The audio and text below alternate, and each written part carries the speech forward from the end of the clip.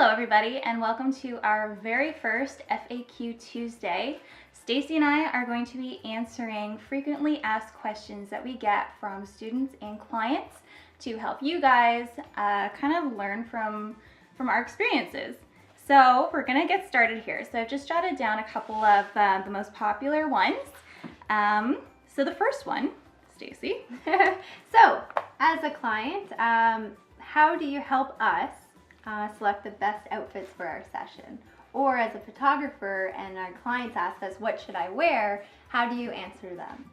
So that's definitely a question that I personally get all the time, and I know you get all the time as well. Yeah. And it's hard because I can't go over to their house and go through their closet. I can't do that for every single client. I know Stacey's actually brought clients shopping. It's a lot of fun. Yeah. They give me their credit card and we have a blast shopping. But yes, we can't do that with every client. So it's really important. So with Paige, what do you do when someone asks you? So when somebody asks me what they should wear, I tell them that I love neutral bases for outfits with pops of color. So if they like turquoise or purples or greens or anything like that, if they're wearing maybe like creams and off-whites and browns with like turquoise accents, I find that looks great in pictures. Yeah. I tell them to avoid being too matchy-matchy. Those families that come with the blue jeans and white tops are so like 1980s, 1990s. We don't want to do that. I've created Pinterest boards of outfit choices that I really like, and I send those to clients for inspiration. Mm-hmm. Yeah. What about you? What do you do? Same thing. So like when a client's like, well, we don't know if we want to be formal or casual. So we take a quick look when we do our planning session. We actually sit down, I pull up Pinterest, and I type in, if it's a family session, family outfits. And then those outfits pop up, and we kind of just pin it together, just a few of the options. Mm-hmm. But it's really simple to just send them those ideas, and they can pin those portraits so that it's easy for you to refer back to before their session. Yeah, exactly. Everybody can be super visual, and it just helps to have that visual aid, especially if you're communicating with them through email. Yeah. So that's what I do. All right. So the second question is, just a general people watching, how would you describe your style of photography? All right. My style's definitely changed a lot over the years. I definitely love soft vintage looks, but that are still kind of crisp and bright. Yeah. Yeah, maybe I did a good job describing it. Just soft, vintage. Yeah. That's awesome. How about you? How would you describe your style? My style is very crisp and clean. Like it has like a nice sharp look to it. Every portrait is very sharp, I say, is my biggest thing, but also very artsy. So just turning I call it a cell phone pic into a portrait, right? So like you're taking this quality and actually making it this beautiful, stunning art piece that you can put up on your wall. So that's kind of my style, and it's again so clean, crisp, and sharp. And I noticed like you're really great at the colors too. So Thank you. Drawing out all the colors in your portraits, you're really good at that. Yeah, I like color pops and the nice background blur, but my subjects, which are my clients, they're really sharp, and that's the focus of each of my portraits. Yeah, very, very true. I find with you love to take in like some flowers and details in the side as well, whereas I find my focus is just bam, the client right there. And that's how it's cool, is that our styles are similar, but yet it varies a bit, right? Exactly. Yeah. I definitely like playing with the background a lot. So if I've got like a lot going on in the foreground and I'm outside, I'm going to use that to my advantage. You're framing it really well. Yeah, I frame it. Yeah. I'm very picky when it comes to the lighting. So I always shoot later in the afternoon. So I always have soft, even looks to my photos, whereas Stacey likes to shoot all throughout the day. So she has to really work with the light in order to get the portraits that she's been able to accomplish. Another great question that a lot of clients ask us is, what time of day when shooting outside is the best? Now, whether you're in Canada, United States, Europe, wherever, my philosophy is, when are you available? And I go and I work with the light. Like Paige said, I have to work super hard to make sure when I'm in the camera in manual mode that I'm taking in consideration all the lighting. Is it up here? Is it here? Is it sun in the eye? So, but again, I usually schedule my sessions either at 8, 9, or 10 o'clock in the morning being my last session. Whereas I remember Paige was, when I asked her when I was starting out years ago, she What did you tell me? Like, well, the difference between us is I work with children more, whereas Stacey works with adults. With adults, you can easily tell them exactly where to go, what to do, how to pose, so that sunspots aren't hitting their face or they're not getting any weird shadows. So they're a lot easier to work with throughout the day. Yeah. Children like to run around. They don't want to stay in one spot. Their heads are going to twist and turn every which way. So I need a more controlled lighting setting in order to get the portraits that I need for family and baby sessions. So I shoot more towards sunset. So when the sun is on an angle like this or lower, I like that. Just I feel more comfortable in that type of lighting situation. And the colors is something you're used to, yes, right? Whereas exactly. I'm really used to the bright, vibrant. Yes, whereas you're more. I go with more of the orange and the warm tones, so you'll notice that a lot. What color tones do I usually go with? You're more kind of like a white base with just color everywhere. Yeah, I've been practicing a lot though throughout the day more, so that's good. Yeah. But yes. Okay, awesome.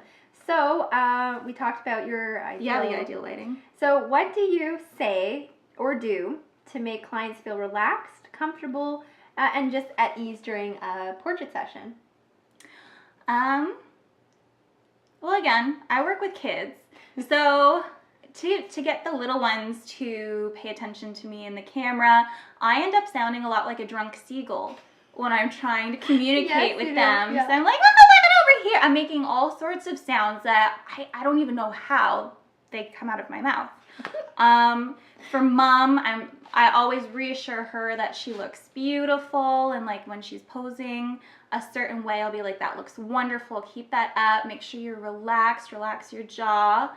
For the dads who pretty much 80% of the time do not want to be there getting their picture taken, I'll definitely make sure that that they feel comfortable being in front of the camera, because they're not maybe as used to it as like the wife or the child, or they just don't want to be there. Yeah. What I say and do to help make my clients feel at ease and relax during a portrait session is, well, when I'm working with my clients who do a boudoir session, I always make sure they have their phones that are already preloaded with all their favorite tunes. So like Paige was saying, when you're feeling comfortable and you're relaxed and music's going, you feel better in your skin. And another great option, another great thing I do with my boudoir clients is when I'm taking a portrait, I actually get their hands to, come up. And when I'm taking a portrait, it almost is like a selfie. So their chin is up nice and high and the camera's in their face. And then I show them back in the camera and they're like, oh my God, that looks amazing. So before I do anything lower than their chest, I actually focus on a portrait. So just from here and up. With my family sessions, I deal more actually with older adults and adult children. So I think the youngest adult children. Your adult children, 16 years and older. Oh, okay, that makes sense. You're thinking like a 4-year-old that's an adult child? No. Anyways, 16 years is probably on average as the adult child. Yeah. Anyways, so what I do with them is I just make sure they're comfortable. I always show them the back of the camera just to give them some ideas, and usually you'll get 2 responses, either, oh my God, I love it, I look great, or oh my God, I look hideous, let me change my pose. So it's a really great way for us as photographers to find out what portraits they like and don't like, and then when you're actually culling through to get the best portraits for their ordering session, you kind of have in the back of your mind which ones they liked and hated, so you can just go through them, keep the ones they love, and delete the ones they didn't like. So yeah. Okay, and then the next question is, what should we avoid while editing? I get asked that question a lot, and I've definitely made my fair share of editing mistakes when I was just starting out. I was lucky because I learned all about Photoshop before I even picked up a DSLR camera. So I had a good head start on how to kind of fix my photos in Photoshop, and sometimes I relied on Photoshop way more than actually taking the best in-camera picture that I can. Mm-hmm. Now, I make sure I try and get the best in-camera picture that I can and use Photoshop to just enhance that image as opposed to recreate it. So that's a big thing that I did. And I find when I was just starting out, whenever I learned a new technique, I would really hone in on that technique. So as soon as I discovered skin smoothing, I overdid it. I made people look like porcelain dolls, and not in a good way. I realized that parents didn't want to have portraits of their like fake looking children. They wanted to have portraits of their kids. Yeah. So I've really pulled back all the crazy skin smoothing and eye popping that I did back in the day, and I've really tried to work in a balance with my editing. Yeah. So luckily for me, I learned everything from Paige for Photoshop on how to edit. So, but as soon as I learned like a new technique, for example, eye popping, there's a lot of portraits that I've done where I've kind of went overboard with the eye enhancing. And also liquefy. I've learned how to liquefy. For those that don't know what liquefy means, basically you can suck, tuck, and lift. So basically I call it suck, lift, and tuck. And yeah, it's like plastic surgery tool for Photoshop. Now, you know, again, when I learned how to use that, I kind of went a little overboard. So just like Paige said, when you learn something new, just don't overdo it. And I know it's fun and it's exciting, you're learning a new tool, but just be consistent with how you edit. Yeah. Paige, how did you learn most of your stuff? You're like online, right? Yeah, I would just kind of search Photoshop editing tutorials on YouTube, and they were not the best when they're free, but I did learn a lot in regards to all the different tools and what I can use. And then I'd also pay for webinars that photographers that I love and I follow put on, and I learned a lot. I was always super fascinated by how somebody could take a raw image and just turn it into this magical portrait. And you know, I'm getting there, and like I'm really learning how to achieve exactly what I want to with my final product. So I find that super important. Yeah. So Paige did a lot of online learning, whereas myself, I'm dyslexic. So I found it was really difficult to watch a video and then apply it to a portrait I was working on. So instead, I just hired a photographer I looked up to before Paige and I met a couple years ago. And we would spend like 4 hours every Monday at my home studio practicing and learning Lightroom. And then I learned a little bit of Photoshop, but at that point, business was busy, I didn't have time, and I edited everything in Lightroom. And then when Paige and I connected, I sat beside her while she was editing portraits of us. So what's really cool is it's best to learn and edit a portrait of yourself, because you're the worst critique of yourself. So if you're like, I don't like that blemish that's on my cheek, I want to remove that. Whereas if it's a client, you might just leave it, or a freckle or something. And then I was telling Paige, I'm like, oh, like my arms look big. Like, how do I, and then that's when she introduced Liquify. So it's really good if you're wanting to learn, take a portrait of yourself, because you're your worst critique. And then those things you want to fix, those are the things you can learn. And Paige is the one that really taught me how to do all my editing. So if you don't know how to YouTube or watch videos and learn how to edit, then I highly suggest hiring someone one-on-one to learn your tricks. So she's the girl to go to. So we're posting these videos every Tuesday. So if you have any questions of your own, feel free to leave them in the comments below, or send us a private message.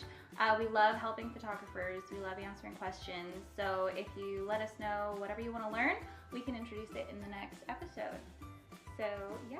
Well, we'll see you next Tuesday, and take care. Thank you for watching.